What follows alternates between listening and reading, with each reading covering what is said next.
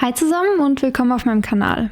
Heute habe ich ein Watercolor Splash Tutorial für euch. Sorry für diesen komischen Titel, aber ich habe einfach keinen gescheiten oder besseren Namen gefunden. Aber was ich euch zeigen will, ist, wie ihr so einen Wasserfarben-Splash mit einem schönen Verlauf hinbekommt, ohne unbedingt Wasserfarben benutzen zu müssen. Für die erste Variante von diesem Wasserfarben-Splash, die ich euch zeige, braucht ihr allerdings Wasserfarben. Und zwar nehmt ihr euch ein Stück Papier, auf das ihr den Wasserfarben-Splash haben wollt, ein Stück Frischhaltefolie und 2 bis 3 Farben, die gut zueinander passen. Am besten sind hier entweder Komplementärfarben geeignet oder Farben, die auf dem Farbkreis nebeneinander liegen. Würde euch dazu auch ein Video interessieren, also welche Farben man am besten miteinander kombinieren kann, also so ein bisschen Farblehre? Naja, zurück zu unserem Wasserfarben-Splash.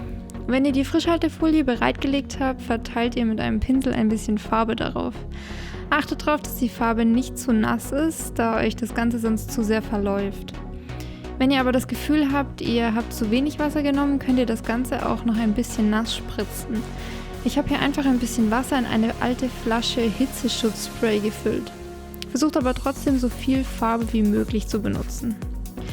Dann dreht ihr die Frischhaltefolie um und drückt es ein bisschen auf das Papier. Wenn sich beim Abziehen der Folie an einem Rand ein bisschen Farbe absetzt, könnt ihr das einfach mit einem Stück Küchenpapier abtupfen.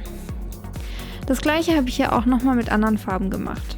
Nur habe ich dieses Mal das Papier ein bisschen nass gemacht, anstatt die Folie, sodass die Farbe beim Umdrehen der Folie nicht runterläuft. Wenn ihr keine Wasserfarben daheim habt, könnt ihr auch Filzstifte auf Wasserbasis für euren Wasserfarben-Splash benutzen.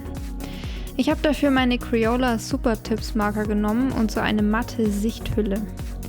Malt mit euren wasserbasierten Markern auf die Sichthülle. Ich lege immer das Stück Papier drunter, um sicher zu gehen, dass ich auch nicht drüber rausmale.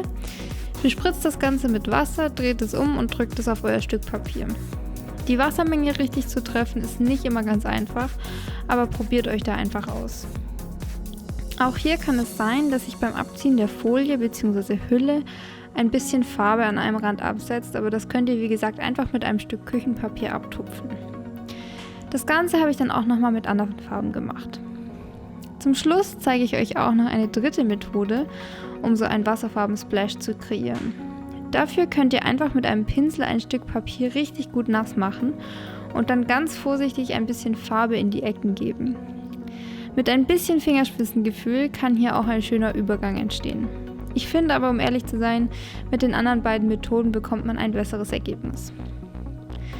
Ich hoffe, euch hat mein Watercolor Splash Tutorial gefallen und wenn ja, dann würde ich mich sehr über einen Daumen nach oben, einen Kommentar oder auch ein Abo freuen. Ansonsten sehe ich euch beim nächsten Mal.